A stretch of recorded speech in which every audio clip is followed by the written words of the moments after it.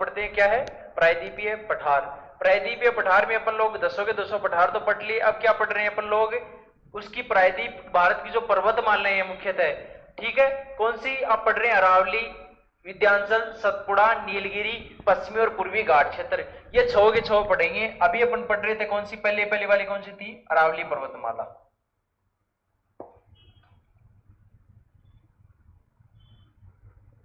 कल अरावली पर्वतमाला का पाठ कहां गया भाई? हाँ तो भाई चलो अपन क्या पढ़ रहे थे, प्रायद्वीपीय पर्वत की, जो प्रायद्वीपीय अपना पठार था उसकी मुख्य पर्वतमालाएं कर रहे थे। और प्रायद्वीपीय पठार में अपन 6 पर्वतमालाएं पढ़ेंगे, जिसमें से 4 तो मुख्यतः कौन सी है, अरावली, दूसरी कौन सी है, विंध्याचल, तीसरी सतपुड़ा और चौथी दक्षिणी भारत में नीलगिरी, जो आपके पश्चिमी और पूर्वी घाट को मिलाने का काम करती है। और उसके अलावा अपन पश्चिमी और पूर्वी घाट पढ़ेंगे। तो अपन कौन सी पढ़ रहे थे भाई, पहली पर्वतमाला थी कौन सी भाई, आपके अरावली। पहली आपके पर्वतमाला कौन सी थी, अरावली पर्वतमाला, अरावली पर्वतमाला भाई, अरावली पर्वतमाला। आज दोबारा पढ़ना पड़ेगा इसे भाई, क्योंकि कल वाला डाटा है नहीं। अरावली पर्वतमाला थी। तो मैं मुख्यतः कल आपको बताया था, अरावली पर्वतमाला का विस्तार कहां से कहां तक है भाई आपके, इसका अपने गुजरात के पालमपुर से लेकर दिल्ली की रायसीना तक किसका विस्तार है भाई, आपके अरावली पर्वतमाला का। जैसे अपन बाई इंडिया की मैपिंग देखते हैं तो आसानी से समझ में आ जाएगा भी अपने।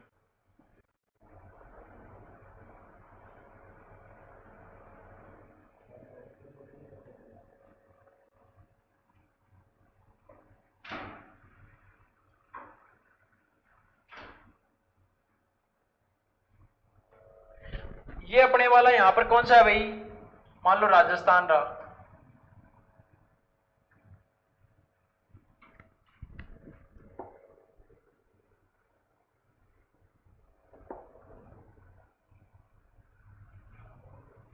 ये राजस्थान वाला रहा, नीचे गुजरात का क्षेत्र। तो आपके क्या है भाई, आपके नीचे यहां से चलता है, आपके गुजरात के पालमपुर से लेकर बीचों बीच राजस्थान से होता हुआ कहां जाता है, यहां पर आपके दिल्ली के रायसीना तक जाता है। कौन सा जाता है भाई आपके पर्वत, ये कौन सा यहां पर भाई, रायसीना की पहाड़ियां कहां पर है भाई, आपके दिल्ली के अंदर। इसके अलावा नीचे वाला पार्ट है, ये गुजरात से स्टार्ट होता है, ये कहां से भाई, आपके पालमपुर गुजरात। आ गया समझ में। और ये आपका जो पूरी दूरी है नीचे से लेकर ऊपर तक अगर अपन देखेंगे तो अरावली पर्वतमाला की यहां से लेकर अगर अपन यहां से देखें तो ये लंबाई कितनी बताई थी मैंने कल, कितनी बताई थी, 692 किलोमीटर। कितनी लंबाई है भाई, 692 किलोमीटर में क्या फैला हुआ है भाई, आपके अरावली पर्वतमाला। इस अरावली पर्वतमाला के इधर तो क्या है, पश्चिमी राजस्थान, इधर कौन सा है भाई, आपके पूर्वी राजस्थान। आ गया समझ में। तो अरावली पर्वतमाला के बारे में अपन देख भी रहे थे, तो अपन लोग देखें भी कहां से कहां तक विस्तृत है अरावली पर्वतमाला। यह पर्वतमाला गुजरात के कहां से भाई, गुजरात के पालमपुर से दिल्ली की कहां तक विस्तृत है भाई, रायसीना की पहाड़ियों तक।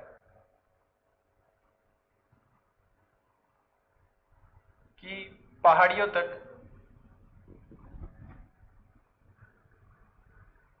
विस्तृत है भाई। अब भाई ये यहां से लेकर नीचे आपके ऊपर कहां तक, यहां तक विस्तृत है। तो मैंने बताइए कितनी लंबाई कवर कर रहा है, 692 किलोमीटर, जिसमें से अधिकतर तो कहां रह रही है इसकी लंबाई भाई, अरावली पर्वतमाला की 550 किलोमीटर तो अकेली किसमें है भाई, अरावली पर्वतमाला राजस्थान में ही है। तो अधिकतर भाग तो इसका किसमें है भाई, राजस्थान में ही है। एक और चीज देखें तो अरावली पर्वतमाला है, ये कैसा प्रकार का पर्वत है, ब्लॉक पर्वत है, खंड पर्वत है या वलित है, वलित पर्वतमाला। हिमालय कैसा पर्वत था, खंड था या वलित था। वलित पर्वतमाला क्या होता है, जब दो प्लेटें आपस में आके टकराती है और उनके टकराने से जब उनके बीच में जो वलन पड़ता है उससे जिस पर्वत का निर्माण करता है उसे क्या कहते हैं अपन, वलित पर्वतमाला। तो आगे समझ में। तो ये किस प्रकार का है भाई, यह एक प्राचीन वलित पर्वतमाला है। क्या है, प्राचीन वलित पर्वतमाला है, पर्वतमाला है। अब भाई मुख्यतः इसकी लंबाई बताई थी, तो कहां से कहां तक है भाई? नीचे पालमपुर से लेकर ऊपर दिल्ली की रायसीना की पहाड़ियां तक इसकी लंबाई कितनी है? 692 किलोमीटर में विस्तृत है क्या आपकी अरावली पर्वतमाला। तो इसकी लंबाई कितनी है? इसकी कुल लंबाई दक्षिण से उत्तर तक कितनी है भाई? इसकी अरावली पर्वतमाला की लंबाई 692 किलोमीटर। और इसमें से अकेली 550 किलोमीटर कहां पड़ती है भाई? राजस्थान में। तो क्या है? इसमें से अकेला 550 किलोमीटर भाग कहां विस्तृत है भाई? अकेला राजस्थान में विस्तृत है। अकेला राजस्थान में विस्तृत है। किसका भाई? आपके अरावली पर्वतमाला का। अब इस अरावली पर्वतमाला के बारे में देखें तो इस अरावली पर्वतमाला की मैंने बताई थी सबसे ऊंची चोटी का क्या नाम है भाई? आपके गुरु शिखर। और इसकी मैंने एवरेज हाइट बताई थी अरावली पर्वतमाला की कितनी है? 930। इसकी जितनी भी चोटियां हैं उनकी एवरेज हाइट निकालोगे तो कितनी आएगी भाई? 930 किलोमीटर। अब कई बच्चे बोलते हैं सर शुरू से एवरेज हाइट करवाए जा रहे हो, तो एवरेज हाइट का क्या लफड़ा है? इस अरावली पर्वतमाला में ऐसे तो है नहीं एक ही चोटी है, बहुत सारी चोटी है। और उन सब चोटियों की हाइट को जोड़कर उन चोटियों की संख्या का भाग देते तो वो क्या होती है? उसकी औसत हाइट। जैसे मैथ में औसत निकालते हो उसी तरीके से यहाँ का औसत है। तो इसकी औसत हाइट कितनी है भाई? इस पर्वत की औसत हाइट कितनी है भाई?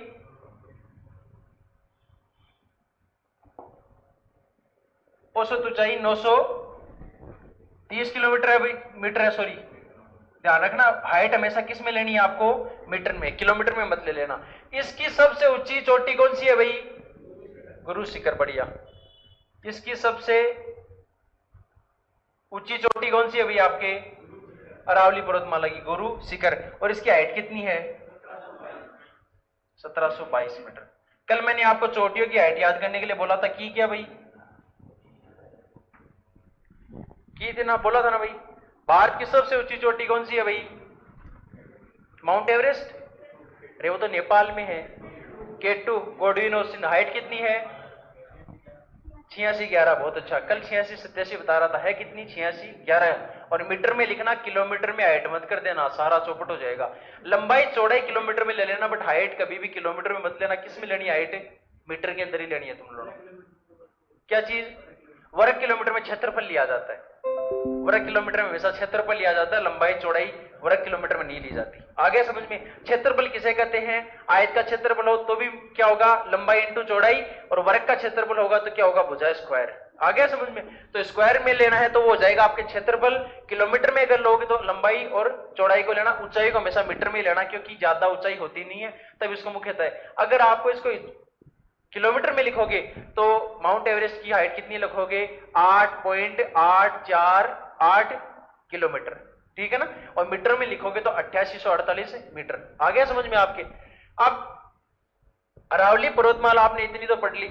इसके आगे देखें तो अरावली पर्वतमाला में मुख्यतः खनिज भी पाए जाते हैं। निकालते नहीं क्या भाई?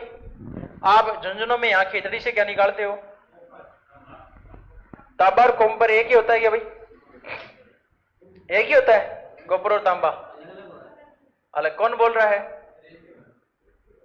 जो अलग अलग बोल रहे हैं उनके लिए तालियां बजाओ एक बार। ठीक है ना? हाँ बस बहुत है, बहुत है, बहुत है, बहुत है। नहीं ज्यादा तालियां बजाते हैं वो एक अलग श्रेणी में भी आते हैं, पता है ना तुम्हें? हाँ ना, उस श्रेणी में आना है क्या? हाँ वो चीज है, वो चीज है। तो अपन लोग इसके अंदर देखें तो अपने मुख्यतः अरावली में बहुत से खनिज पाए जाते हैं। कौन से हैं? अगर इनके खनिज देखें तो यहाँ पर शीशा, जस्ता, लोहा, एस्क और एक अपना क्या? तांबा। ये चार ऐसे मेटल जो यहाँ पर मुख्यतः पाए जाते हैं खनिज। कहां पर? अपने राजस्थान में। तो यहां मुख्यतः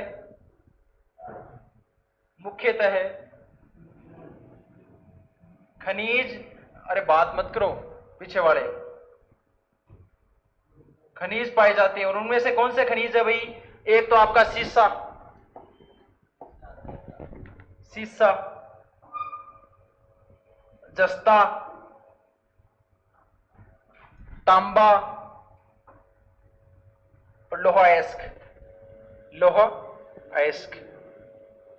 अब भाई बालक को से पूछो ऐस क्या होता है भाई, ऐस क्या होता है? शुद्ध लोहा।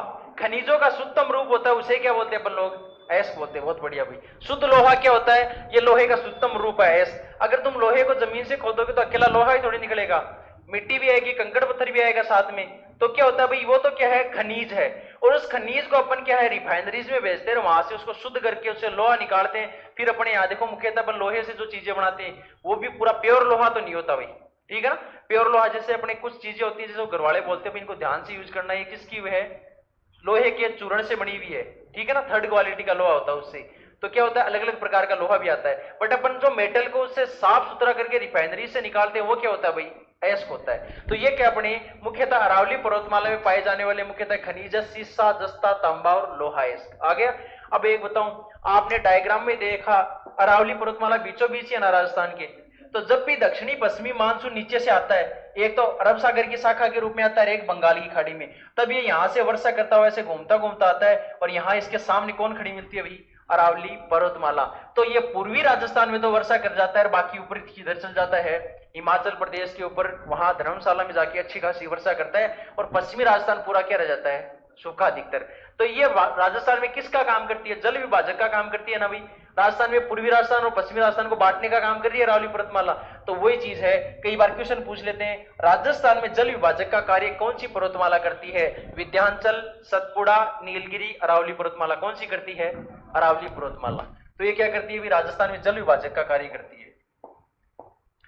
तो अरावली पर्वतमाला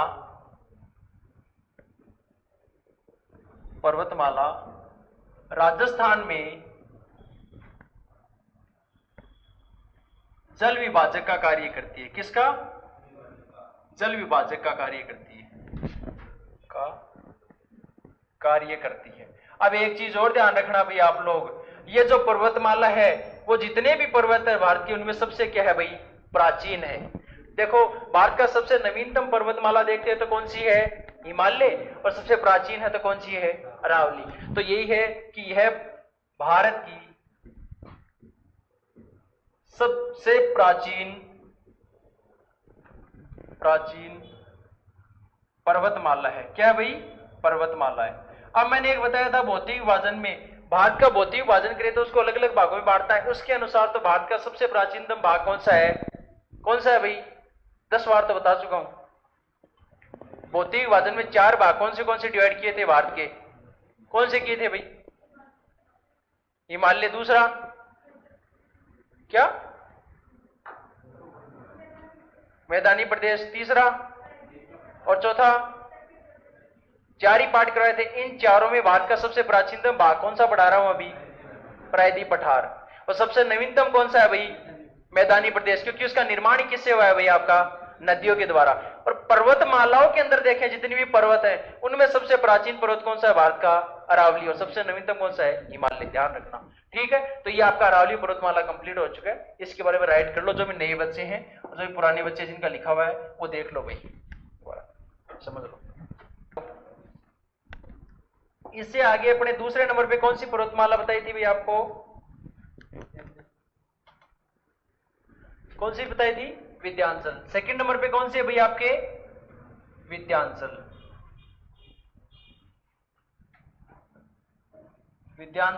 पर्वतमाला।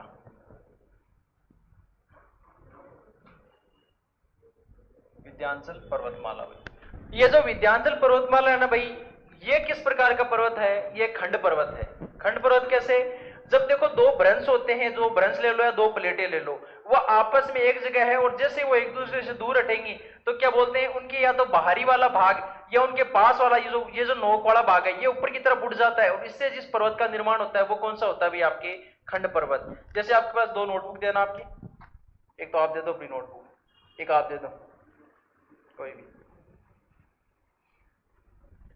जैसे ये 2 मान लो परतें हैं कोई भी, इसमें ब्रंश भी ले सकते हैं, 2 प्लेटें भी ले सकते हैं। ये दोनों प्लेटें मान लो पास में है इस हिसाब से, और जैसे ये दूर हटेगी तो या तो इसकी वाला ये पार्ट ऊपर उठ जाए, या इसका ये पार्ट जो बाहर की ऊपर की तरफ उभरता है, पृथ्वी से ऊपर की तरफ जो उभर जाता है उस पार्ट को कौन सा पर्वत कहते हैं अपन लोग, खंड पर्वत। अब मैं आगे सतपुड़ा में पढ़ाऊंगा कि ये क्या होता है, ब्लॉक पर्वत। देखो ब्लॉक पर्वत में क्या होता है, ऐसे ही प्लेटें होती हैं, उसमें सिर्फ प्लेटें होती हैं, दो टेक्टोनिक प्लेटें ऐसे जुड़ी हुई है, और वो जैसे दूर हटेंगे तो उनमें दरार पड़ेगी, और दरार पड़ने के कारण उसके नोक वाला ये जो स्थान है ये ऊपर की ओर उठ जाता है। तो इसके कारण जिस पर्वत का निर्माण होता है वो कौन सा होता है?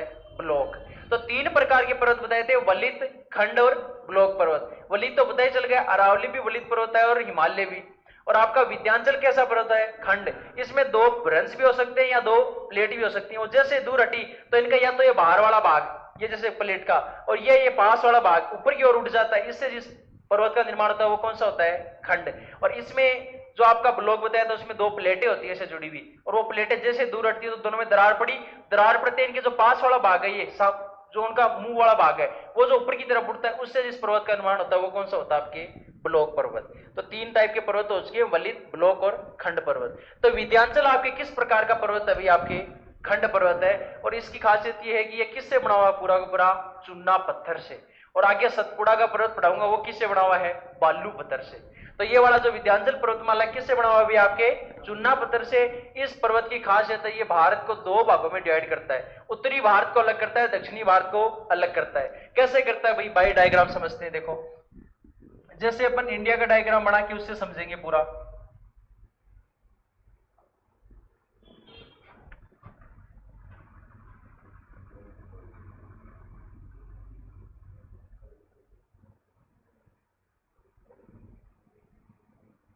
ये जो बीच वाला पार्ट है ये यहां गुजरात से स्टार्ट होता है, छोटा नागपुर के पठार तक चलता है। इस हिसाब से ये कौन सा है भाई आपका पर्वत? कौन सा पर्वत है भाई? आपका विंध्याचल। विंध्याचल। और ये कितनी लंबाई कवर करता है? इतनी दूरी में 1050 किलोमीटर की दूरी में फैला हुआ है। ये यहां से स्टार्ट होता है कहां? आपके गुजरात से, और कहां तक जाता है आगे भाई? आपके छोटा नागपुर के पठार तक यहां तक जाता है। यहाँ कौन सा पठार है? आपके छोटा नागपुर का पठार। क्योंकि इधर कौन सा है? उड़ीसा और झारखंड जिला, और उड़ीसा और झारखंड जिले में मैंने कौन सा पठार कराया था? छोटा नागपुर का पठार। तो यहाँ कौन सा है भाई? आपके छोटा नागपुर का पठार। तो ये भाई बीचों बीच ये रेखा है, तो ये भी उत्तरी भारत को और दक्षिणी भारत को अलग करने का काम कर रहा है कि नहीं कर रहा है?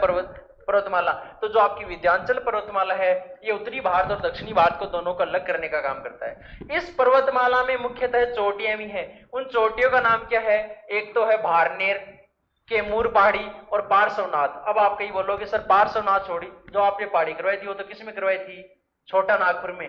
तो वो तो पठारीय भाग था, और ये क्या है? पूरी की पूरी पर्वतमाला। तो वो तो पठारीय भाग का भाग भी था, और वो किस में आता है? आपके इस पर्वतमाला के अंदर भी आता है। तो इसकी मुख्यतः चोटियां कौन सी है? कैमूर, भारनेर और पार्श्वनाथ। इस वाली जो ये पूरा पर्वतमाला ये किसका निर्माण करता है?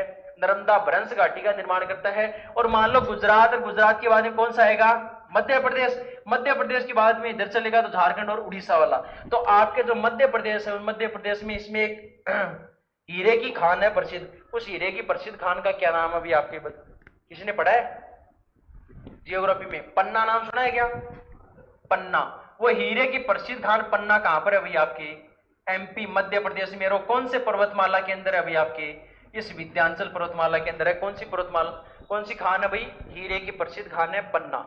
ठीक है। जब भी नौकरी नाकरी नहीं लगो, पार नहीं पड़े, तो यहां से ले जाना मजदूरी के लिए ना सारे, एक एक उठा के तबला, क्योंकि और कुछ मिले ना मिले एक हीरा मिल गया परात के मान, फिर क्या नौकरी करनी, क्या कुछ करना पड़ेगा क्या भाई? इतना बड़ा हीरा मिल गया, फिर क्यों नौकरी करनी? हीरे को लिए फिर जब भी जरूरत पड़ी थोड़ा सा फोड़ा और दे दो। हीरे को फोड़ना भी आसान नहीं है। सबसे कठोर धातु में आता है कौन सा? हीरा। इसको भी काटने के लिए प्रॉपर यूज किया जाता है उसी से ही, ठीक है ना। मुलायम उसको काटने के लिए भी यूज करते हैं लोग मेटल, उसी से करता है हीरा, ऐसे नहीं करता है। सबसे कठोर धातुओं में आता है कौन सा? हीरा। तो पन्ने में किसकी प्रसिद्ध खान है भाई? हीरे की खान है। किसकी है? हीरे की खान। ये क्वेश्चन कई बार आया हुआ है। हीरे की प्रसिद्ध खान पन्ना किस राज्य में स्थित है? उड़ीसा, आंध्र प्रदेश, मध्य प्रदेश या तेलंगाना? किस में है भाई? मध्य प्रदेश के अंदर। तो ये आपके विंध्याचल पर्वतमाला के अंदर क्या है? मुख्य मुख्य बातें। किस पे? ये इतनी हाइट नहीं कवर करती, इतनी ज्यादा हाइट कवर नहीं करती है, ज्यादा हाइट कवर नहीं करती। जैसे आपके यहाँ अरावली देखो 1722 मीटर, यहां वाली ऊपर देखोगे हिमालय 8848 मीटर तक हाइट प्राप्त करती है। और नीचे नीलगिरी के अंदर चोटी है कौन सी? आपकी उसकी सबसे ऊंची चोटी है कौन सी? नीलगिरी की डोडा बेटा 2637 मीटर की हाइट प्राप्त करती है। और ये जो आपकी विंध्याचल पर्वतमाला ये इतनी हाइट प्राप्त नहीं करती, तब इनके ऊपर से क्या निकल जाता है, अभी मानसून पार कर पाता है, इतनी ज्यादा हाइट कवर नहीं कर पाती है, ठीक है ना। बट बाहर राजस्थान की हाइट देखो, राजस्थान की सबसे ऊंची चोटी कौन सी है, अरावली की गुरु शिखर, उसकी हाइट है 1722 मीटर। मुख्यतः यहां भी कुछ भाग है जो किस क्षेत्र में आता है, वृष्टि छाया क्षेत्र में आता है, जहां हल्की बारिश कम होती है। मैंने बताया था ना जब आपको मालवा का पठार करवाया था, तो ये उसके अंदर मैंने ऊपर वाला पढ़ाया था, कौन सा, बघेलखंड का पढ़ाया था ना, उसमें बताया था यहाँ पर कैसी स्थिति पाई जाती है, अर्धशुष्क की स्थिति। और बघेलखंड का पठार किन राज्यों में आता है, उत्तर प्रदेश और मध्य प्रदेश में। तो मैंने पढ़ाया था यहाँ अर्धशुष्क परिस्थितियां पाई जाती है, आधा शुष्क और आधा क्या रहता है भाई, आधी जगह तो मानसून आता है, आधा क्या रहता है, शुष्क। तो वो चीज है। तो अब कौन सा पढ़ेंगे अपन लोग, विंध्याचल। तो मैंने इसमें खास बात कौन सी बताई भाई, विंध्याचल पर्वतमाला एक प्रकार का क्या है, खंड पर्वत है। यह क्या है भाई, एक प्रकार का खंड पर्वत है, खंड पर्वत। और ये किससे बना हुआ है भाई, चूना पत्थर से बना हुआ है, बालू पत्थर से, यह किससे बना हुआ है, चूना पत्थर से। ध्यान रखना भाई, इससे भी क्वेश्चन पूछ ले अगला, निम्न में से कौन सा पत्थर चूना पत्थर से बना हुआ है, तो कौन सा बना हुआ है भाई, आपके 4 ऑप्शन दे देगा आपको, अरावली, हिमालय, आपका विंध्याचल और सतपुड़ा। तो कौन सा बना हुआ है अभी आपके, विंध्याचल चूना पत्थर से बना हुआ है। इसके बाद में आगे देखें तो ये पर्वत आपके भारत को कितने भागों में, उत्तरी भाग और दक्षिणी भाग में बांटने का काम करता है। तो क्या है, यह पर्वतमाला भारत को 2 भागों में बांटने का काम करती है। और 2 भागों में कौन से भाई, बांटने का काम करती है। कौन से है भाई 2 भाग, उत्तरी भारत और एक तो करती है उत्तरी भाग,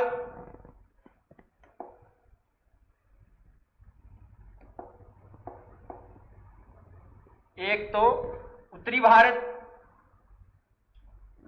और दूसरा नीचे वाला कौन सा आता है भाई,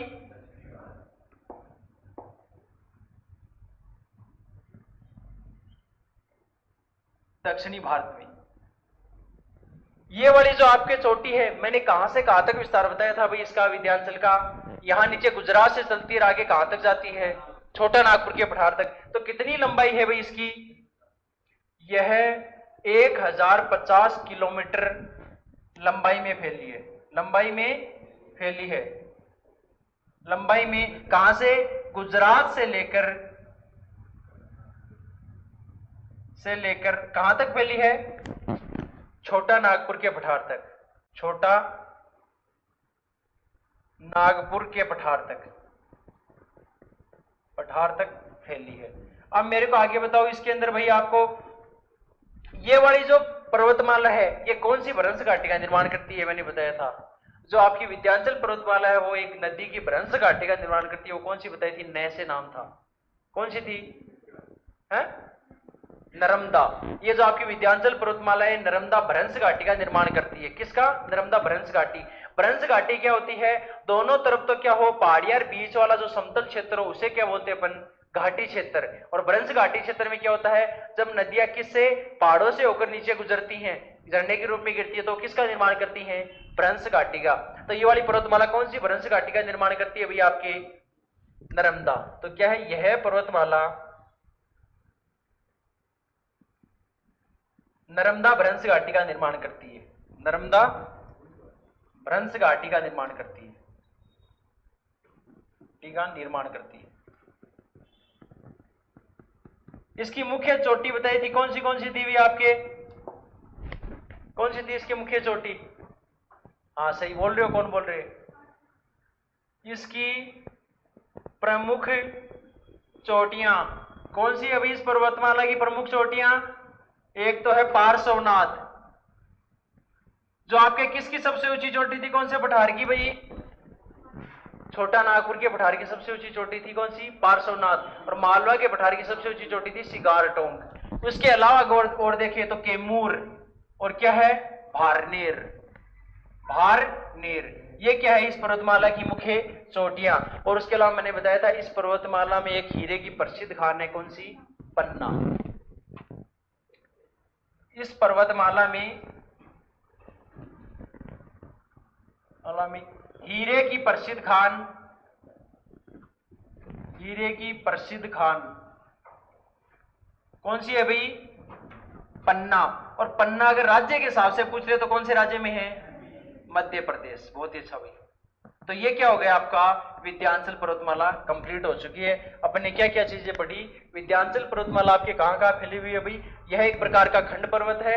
किससे बना हुआ है? चूना पत्थर से। उसके बाद में अपन ने आगे पढ़ा था कि यह पर्वतमाला भारत को दो भागों में बांटने का कार्य करती है, एक तो उत्तरी भारत और दूसरा दक्षिणी भारत के अंदर। यह 1050 किलोमीटर लंबाई में नीचे गुजरात से लेकर कहां फैली हुई है? छोटा नागपुर तक। और यह नर्मदा भ्रंश घाटी का निर्माण करती है। फिर आगे वाला देखें तो इसकी प्रमुख चोटियां कौन सी है भाई? पार्श्वनाथ, कैमूर और भारनेर। और यह पर्वतमाला में प्रसिद्ध हीरे की खान है पन्ना। अलग अलग हाइट है इनकी मुख्यतः, इतनी हाइट नहीं है जितनी अपने मुख्यतः मेजर करते हैं ना अपन। जो अरावली पर्वतमाला है या अपन लोग देखते हैं हिमालय पर्वतमाला है, या नीलगिरी की सबसे ऊंची चोटी क्या है? डोडा बेटा, या नाई मुड़ी है 2696 मीटर। उतनी मेजर नहीं की जाती, इनकी हाइट उतनी ज्यादा नहीं है। तो ये क्या है? मुख्य नॉर्मल चोटियां जो यहाँ की गिनी जाती हैं, बारनेर, कैमूर और पार्श्वनाथ। लिख लो भाई सारा ऐसा कैसा विंध्याचल पर्वतमाला के बारे में। आगे स्टार्ट करते हैं। अब तीसरा पर्वतमाला कौन सी है भाई? प्रायद्वीप भारत की तीसरी पर्वतमाला कौन सी है भाई? सतपुड़ा पर्वतमाला करेंगे। सतपुड़ा पर्वतमाला। भाई मैंने बताया था विंध्याचल कैसा पर्वत है भाई? और कैसा है? ब्लॉक खंड पर्वत है। और किससे बना हुआ है? चूना पत्थर से। और जो अपना सतपुड़ा पर्वतमाला है ये किससे बना हुआ है भाई? आपके बालू पत्थर से। किस कैसा पर्वत है? ब्लॉक पर्वत है। ये एक चीज और देखना, ये खंडित पर्वत है। यह क्या है? यह एक खंडित पर्वत है। खंडित पर्वत है, सतत नहीं है भाई, ये खंडित है, टूटा हुआ है अभी जगह जगह से। खंडित पर्वत है। और ये वाला पर्वत है, ये जो आपकी नर्मदा भ्रंश घाटी है उसके कहां से स्टार्ट होता है? दक्षिणी भाग से। और नीचे कहां तक चलता है? तापी नदी के उत्तरी भ्रंश घाटी के उत्तरी भाग तक चलता है। जैसे मैंने जो मैप बनाया था पीछे, उस मैप के अंदर ये क्या है? यहाँ पर ऊपर की तरफ देखिए तो नर्मदा भ्रंश घाटी से नीचे कहां तक चलता है भाई? तापी। तो नर्मदा भ्रंश घाटी के तो दक्षिणी भाग का निर्माण करता है, तापी नदी भ्रंश घाटी के किस भाग का निर्माण करता है? उत्तरी भाग का निर्माण करता है। अगर एक के दक्षिणी भाग का निर्माण करेगा तो नीचे आके जो नदी होगी उसके किसका निर्माण करेगा? उत्तरी भाग का। जैसे एग्जांपल बताऊं, अगर ऊपर की ओर अगर यहां पर कौन सी नदी है? नर्मदा। ये कौन सी है भाई? आपके तापी। तो अगर इसके ये दक्षिणी भाग का निर्माण कर रहा है तो नीचे वाली की किसका भाग करेगा? उत्तरी भ्रंश घाटी का निर्माण करेगा। तो ये जो आपकी सतपुड़ा पर्वतमाला है ये नर्मदा भ्रंश घाटी के तो दक्षिणी भाग का निर्माण करती है, तापी नदी के उत्तरी भाग का निर्माण करती है। ये एक प्रकार का कैसा पर्वत है भाई? ब्लॉक पर्वत है। और ब्लॉक पर्वत का मैं बता चुका हूं, जब दो प्लेटें आपस से दूर होती है तो उनमें दरारें पड़ने के कारण जो उनका एक भाग ऊपर की ओर उभरता है वही कौन सा पर्वत होता है भाई? आपके ब्लॉक पर्वत होता है। तो यह पर्वतमाला क्या करती है? यह पर्वतमाला नर्मदा भ्रंश घाटी, नर्मदा भ्रंश घाटी के दक्षिणी भाग, दक्षिणी भाग व दूसरी कौन सी बताई थी? तापी नदी, तापी नदी के भ्रंश घाटी के उत्तरी भाग का निर्माण करती है। उत्तरी भाग का निर्माण करती है। दूसरी चीज अगर अपन देखें, क्या हुआ? तापी है, तापी नदी कैसे, कोई दूसरा नाम है क्या? ये क्या है? यहां पर तो नर्मदा भ्रंश घाटी के दक्षिणी भाग का और तापी नदी के क्या? उत्तरी भाग का। वैसे यहाँ कंफ्यूज हो सकता है, यहाँ बहुत सी नदी हैं, नर्मदा, तापी, माही, सोम, कई नदियां एक जैसी। तो क्या है? ये नर्मदा भ्रंश घाटी के तो दक्षिणी भाग का और तापी नदी के भाग के उत्तरी भ्रंश का निर्माण करती है। यह कैसा पर्वत है भैया आपके? यह एक प्रकार का कैसा पर्वत है? यह एक ब्लॉक पर्वत है। याद रखना भी, आपके क्वेश्चन आया भी था पहले टेस्ट में वलित पर्वतमाला से, इस बार आ जाएगा निम्न में से कौन सा ब्लॉक पर्वत है? तो ये कैसा भैया? एक ब्लॉक पर्वत है। और किससे बना है? यह बालू पत्थर से निर्मित है। किससे? बालू पत्थर से निर्मित है, और ये वाली जो पर्वतमाला है ये मुख्यतः दो राज्यों में विस्तृत है। दोनों राज्य कौन सा है? एक तो है मध्य प्रदेश और एक गुजरात। ये वाली पर्वतमाला कितने राज्यों में? यह पर्वतमाला दो राज्यों में विस्तृत है। कितनों में? दो राज्यों में विस्तृत है। उन दो राज्यों में पहला कौन सा है भैया आपके? एक राज्य तो है गुजरात है, दूसरा कौन सा भैया आपके? मध्य प्रदेश। गुजरात है एक तो, और दूसरा कौन सा भैया आपके? एक मध्य प्रदेश। दो राज्यों में विस्तृत है। ये वाला जो पर्वत है इसकी मुख्य चोटियां चार हैं जो कई बार एग्जाम में पूछी हुई है। राजपीपला, गावरगढ़, मेकाल और महादेव। इसकी मुख्य चोटियां कौन सी है? राजपीपला, गावरगढ़ और कौन सी? मेकाल और कौन सी है? महादेव। ये चार चोटियां इसकी मुख्य चोटियां हैं। कौन से की भी आपके? सतपुड़ा पर्वतमाला की। इसकी प्रमुख चोटियां, तो इसकी प्रमुख चोटियों में कौन सी आएगी? एक तो राजपीपला, राजपीपला, एक गावरगढ़, एक आपकी आएगी कौन सी? मेकाल, ये भी इंपॉर्टेंट है, इसको भी पढ़ेंगे। एक आएगी महादेव, ये भी इंपॉर्टेंट है क्योंकि महादेव में इसकी सबसे ऊंची चोटी है कौन सी? धूपगढ़। सतपुड़ा पर्वत की महादेव पहाड़ी में इसकी सबसे ऊंची चोटी कौन सी है भैया आपके? धूपगढ़, जिसकी हाइट है 1350 मीटर। और इतनी हाइट किसकी है? पार्श्वनाथ की है। इतनी हाइट किसकी है? पार्श्वनाथ की। तो भाई इसके अंदर अगर अपन आगे देखें तो इसके अंदर कौन सी है? महादेव पहाड़ी है। इस महादेव पहाड़ी में इस पर्वत की सबसे ऊंची चोटी है कि महादेव पहाड़ी में सतपुड़ा पर्वत की सबसे ऊंची चोटी, सतपुड़ा पर्वत की सबसे ऊंची चोटी कौन सी है भाई आपके? धूपगढ़ है। धूपगढ़। और इस धूपगढ़ की हाइट कितनी है भाई आपके? 1350 मीटर। ये इसकी क्या है? हाइट है। आ गया समझ में? ये अपने मुख्यतः सतपुड़ा के क्या है? महादेव पहाड़ी के बारे में। अब आगे कौन सा है? मेकाल पहाड़ी। देखो महादेव पहाड़ी है और मेकाल पहाड़ी है। इनमें से जो महादेव पहाड़ी है इसके दक्षिण में एक कौन सा है? पठार है, जिसे बोलते हैं बेतुल का पठार। उससे किस नदी का उद्गम होता है? तापी नदी का।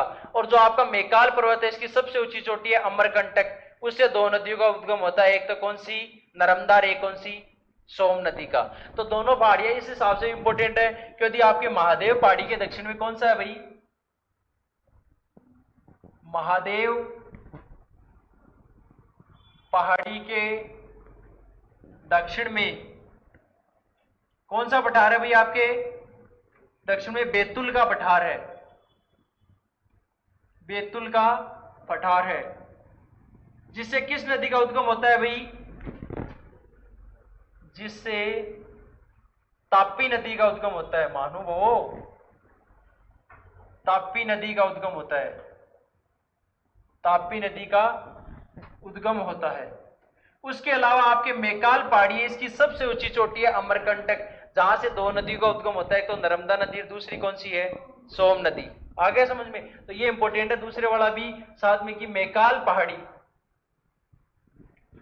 पहाड़ी की सबसे ऊंची चोटी कौन सी है भाई? सबसे ऊंची चोटी है आपकी कौन सी? अमरकंटक है। अमरकंटक, जहां से नर्मदा व सोम नदी का उद्गम होता है। नर्मदा व सोम नदी का उद्गम होता है भाई। सोम नदी का उद्गम होता है। अब एक चीज ध्यान रखना भाई, मैंने शायद पहले चोटी करवा दी है, तो मुख्यतः ये क्या है? इसकी पहाड़ियां हैं, चोटियां नहीं है। ये वाली क्या है? पहाड़ियां हैं मुख्यतः। जो आपकी राजपीपला, गावरगढ़ और मेकाल पहाड़ियां क्या हैं? इसकी मुख्य पहाड़ियां हैं। ये पहाड़ियां हैं मुख्यतः कौन सी? सतपुड़ा पर्वतमाला की राजपीपला, गावरगढ़, मेकाल और महादेव पहाड़ियां हैं। और इन पहाड़ियों में महादेव पहाड़ी में सतपुड़ा पर्वत की सबसे ऊंची चोटी कौन सी है? धूपगढ़, 1350 मीटर। और आगे अगर अपन देखें तो महादेव पहाड़ी के दक्षिण में मेतुल का पठार, जहां किस नदी का उद्गम होता है? तापी। और नीचे मैंने पढ़ाया मैकाल की सबसे ऊंची चोटी कौन सी? अमरकंटक, जहां से नर्मदा और सोम नदी का। तो आपको अपवाह तंत्र वाले आधे तो यही तैयार हो रहे हैं, किस नदी का उद्गम कहां से होता है। इसके अलावा देखें तो धूपगढ़ है ना, धूपगढ़ में एक पंचमढ़ है, धूपगढ़ है ना सबसे ऊंची चोटी, उसमें पंचमढ़ है जो क्या एक जैव आरक्षित क्षेत्र है। जैव आरक्षित क्षेत्र क्या होता है? जिसे गवर्नमेंट के द्वारा ऑथोराइज कर दिया गया है कि यहाँ पर निवास करने वाले जीव जंतु और वनस्पति को आप लोग क्या नहीं कर सकते, नुकसान नहीं पहुंचा सकते। आप लोग वहां घूम के आ सकते हो, देख के आ सकते हो, बट वहां की जो भी मुख्यतः वनस्पति हो, वहां की जगह हो, या वहां का जो भी हो कल्चर हो, या वहां के पशु पक्षी, उनको आप नुकसान नहीं पहुंचा सकते। ऐसे नहीं कि आप जैव आरक्षित क्षेत्र में चले गए और किसी जीव जंतु का शिकार कर लिया, तो फिर आपका शिकार कौन कर लेगी? गवर्नमेंट। आ गया समझ में? तो ये अपने क्या है मुख्यतः है प्रायद्वीपीय पठार के कौन सी पर्वतमाला भी आपके? सतपुड़ा। लिख लो इसके बारे में जल्दी से।